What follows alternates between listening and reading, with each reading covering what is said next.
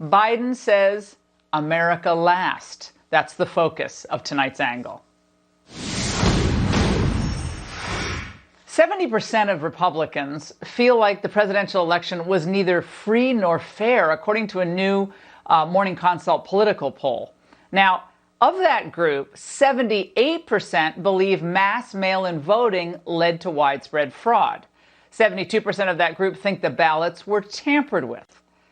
But nevertheless, Biden is pretending that the election has been certified and that all legal challenges have been resolved. He isn't committed to addressing voting irregularities or restoring faith in our elections, but he is committed to restoring the world's faith in America as essentially a blank check.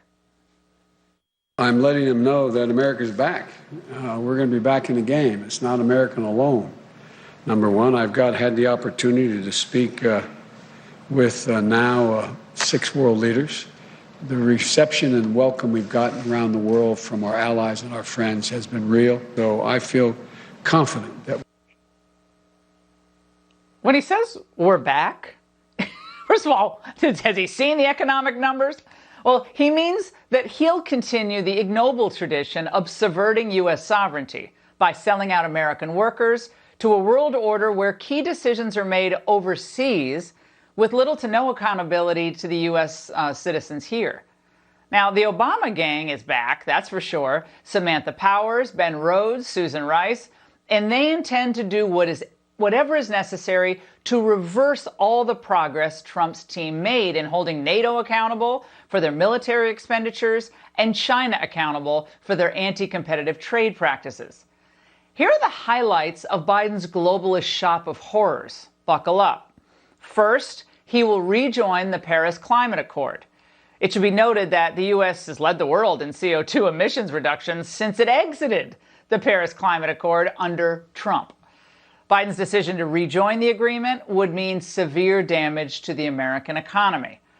When Obama first joined Paris, he committed the U.S. to cut emissions 26 to 28% by 2025 as part of this, quote, accord.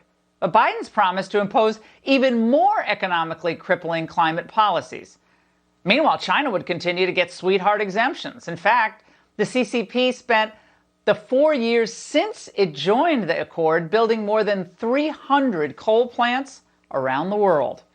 Second, Biden would rejoin the World Health Organization. Now, after the fiasco with the WHO's work on the virus, Trump was right to put the relationship on ice.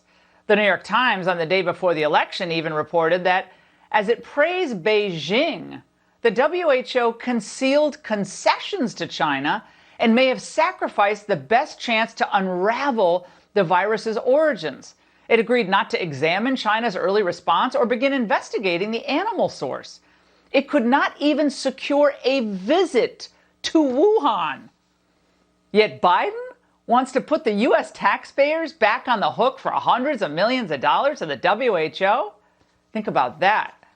Third, he's going to re-enter the Iran deal. Now, the Iran deal was an absolute disaster, so of course Biden wants to re-enter it. It was supposed to prevent Iran from getting a nuclear weapon and improve our relationship with their terror-funding regime, but instead, it accomplished neither. The Iranians loved it, though, and why wouldn't they? We literally flew them planes loaded with cash, which they, in all likelihood, used to fund more terrorism. Fourth, Biden is also threatening to lift Trump's travel bans from jihadi hotspots around the world. So we'll not only send the mullahs more spending money, but we're going to let their agents into our cities? Biden should have called his foreign policy plan what it is. Blow up better. Fifth, allowing NATO to keep ripping us off. Now, are they now off the hook, or will Biden just refund all the member countries the $130 billion Trump got them to pony up? My friends, Europe loves a compliant United States, so of course they love Clinton and Obama.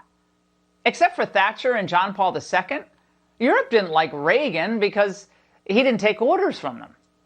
They've pretty much hated every Republican president for the past 50 years or so?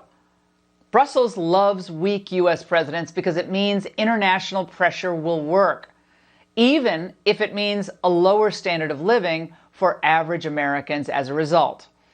The EU is already salivating over what a Biden presidency means for the WTO, too. French Trade Minister Franck Riester is already making bold requests of Biden. The AP reports that Riester had another request of Biden to approve the appointment of Nigeria's former finance minister as the WTO's next director general. We know that today the United States is blocking her nomination, even though there is a large consensus among all the other states. The WTO is paralyzed. We need to give its strength back, he said. Well, of course, China is ecstatic about this as well, knowing that under Biden, it will be able to run the table on trade with no roadblocks, weak oversight, and no tariffs. After all, Biden spent his entire political career kowtowing to Beijing.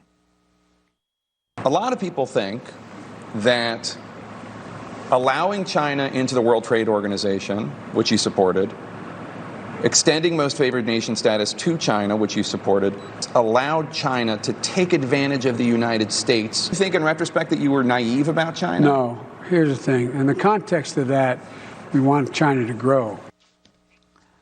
Well, Biden will be a weak president because he'll apologize for America.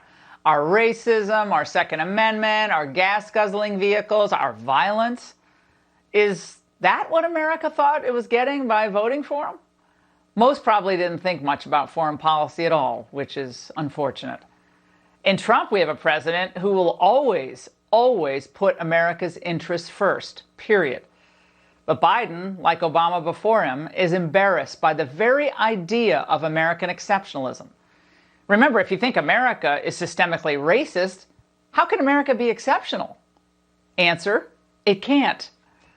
This lurch backward for America remains it is just once again how important these Georgia Senate races are.